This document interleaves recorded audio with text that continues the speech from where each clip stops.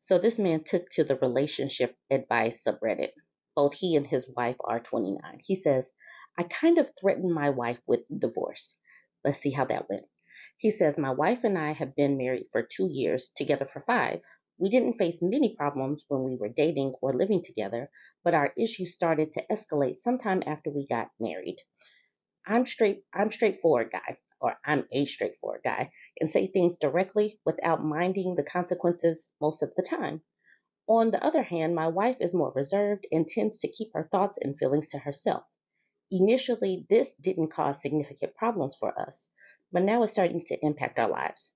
She no longer expresses her likes or dislikes openly, even though she used to do so occasionally when we were dating. Last week, my cousin invited me to see his new house, and it's customary to bring a gift on such occasions. I asked my wife for gift ideas, but she couldn't find the items. But I couldn't find the items she suggested.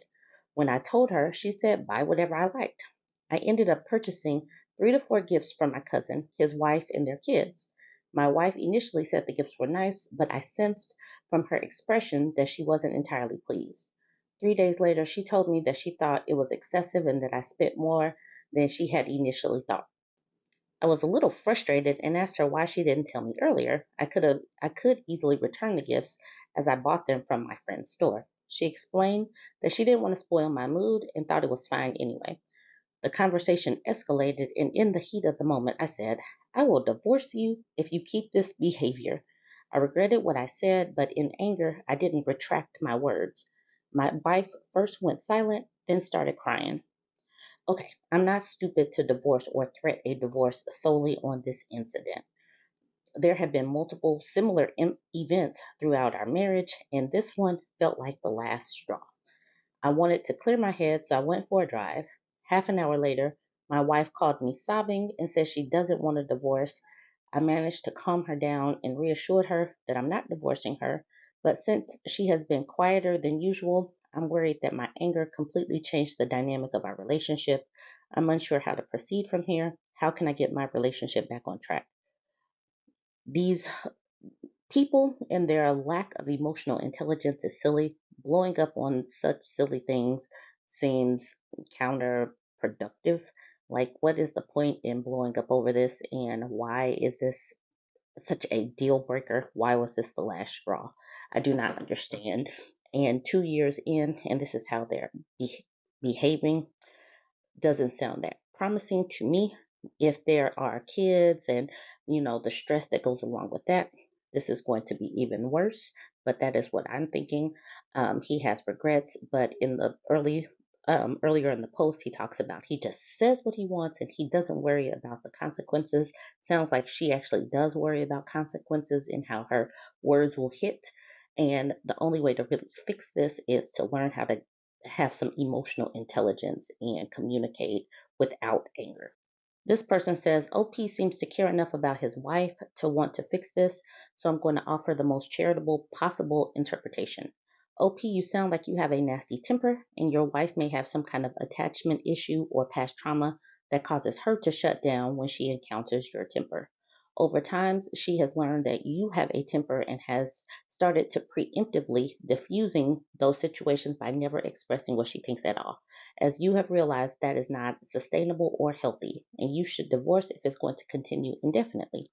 If you legitimately love her, couples therapy is 1000% required because now she'll never tell you what she thinks after what you just said. To keep the relationship, you'll need to dedicate a large amount of time and energy fixing your issues, not just hers. This is not a thing you can ignore or half ass on your end and tell her the problem is all on her for not speaking up. You have created a situation where she feels extremely unsafe, and that is on you to fix. If your gut response to hearing dozens of strangers unanimously agree that your wife feels unsafe around you is that's her problem and she just should grow a spine, get divorced immediately, and you're the a-hole. The OP asks, what's an attachment issue? I'm up for couples therapy, just haven't talked to my wife yet. I want to collect all the info about her problems so that I can mention all my wrongdoings to the therapist and we'll work on it. Someone says, no, your wife gets to talk to the therapist about what her problems are. You don't get to force her to divulge what she's obviously afraid to share with you and then give your version to the therapist. Jesus effing Christ. The OP says, you completely misunderstood. I mean to say, I want to know too what I'm doing wrong and what do I need to share with the therapist. Obviously, she's going to have one-on-one sessions with the therapist for her problems. This person says, I would suggest you talk about your anger issues. She only needs to provide context. You mentioned that you don't like her sulking. What about her discomfort that sets you off? You also need to discuss why you feel it's more important to go off on her rather than take a breather and restart the conversation when you're calm.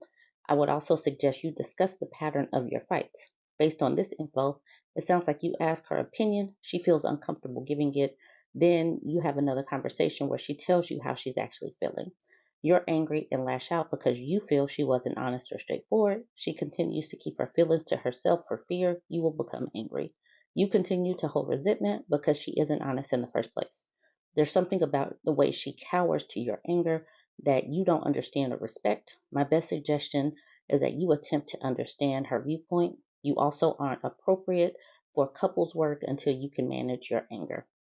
And with that, I'm going to leave it there because that was all those first few comments that I made were definitely spot on. But you guys weigh in and let me know what you think. Don't forget to like, comment, and share.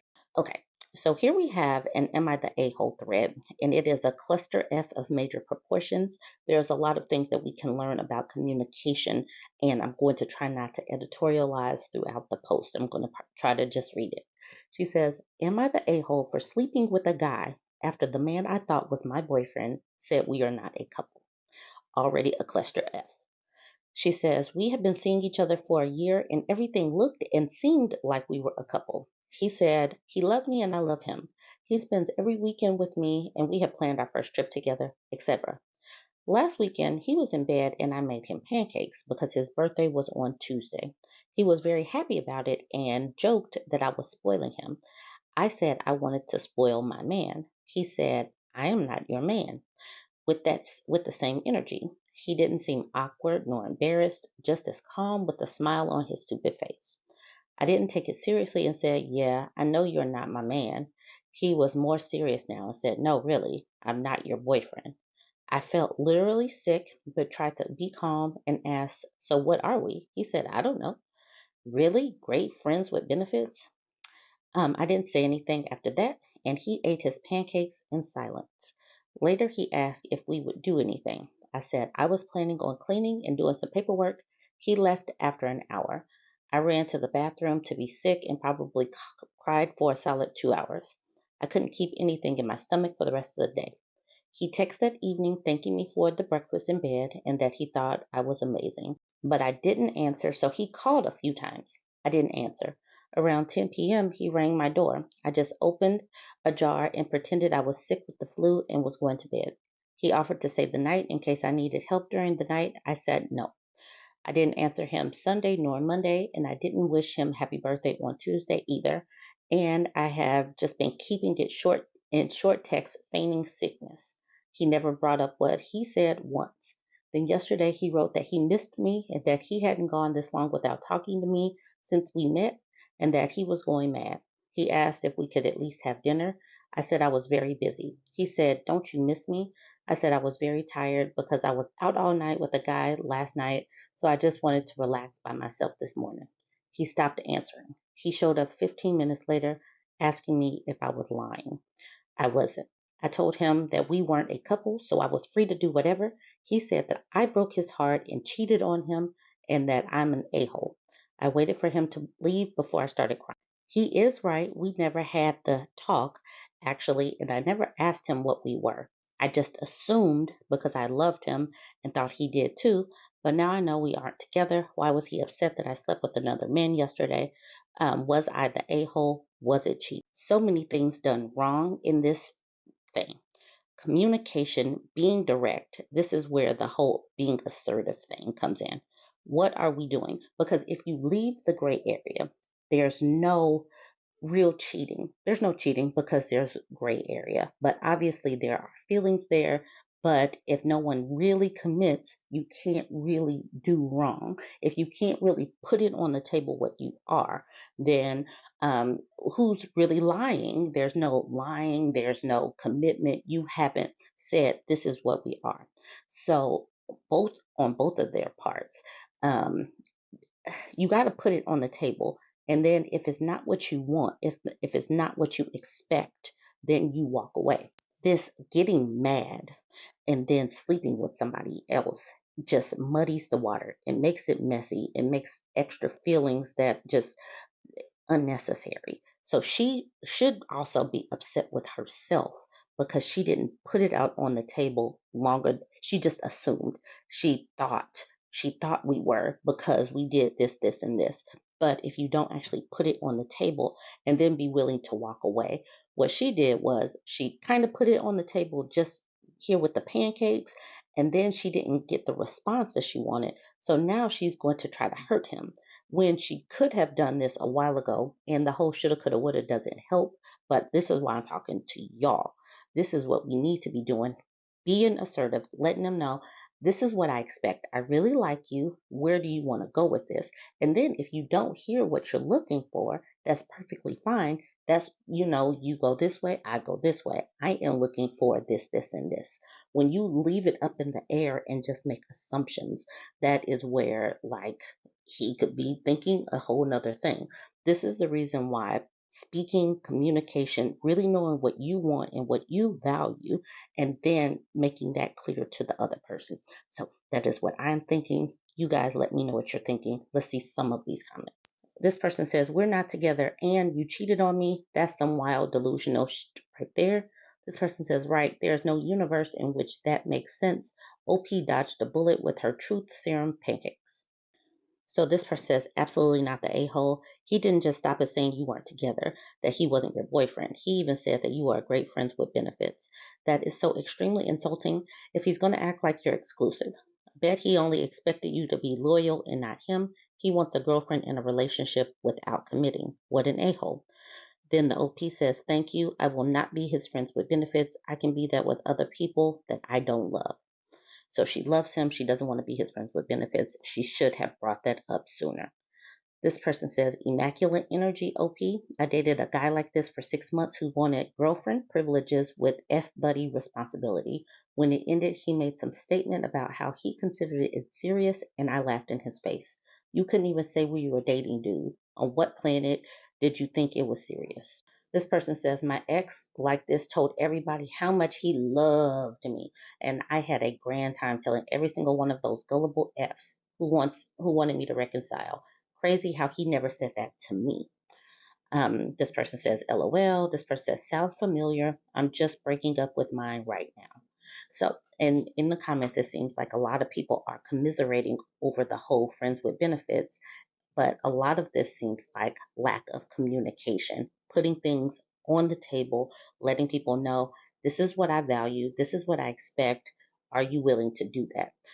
And be clear. But obviously, when you're that clear cut, it gives people the opportunity to say, no, I'm not ready for that. So you have to be ready for the fallout that somebody is just not ready. But I think that that fallout is a lot easier than dealing with these breakup dealings, even though you aren't really a couple.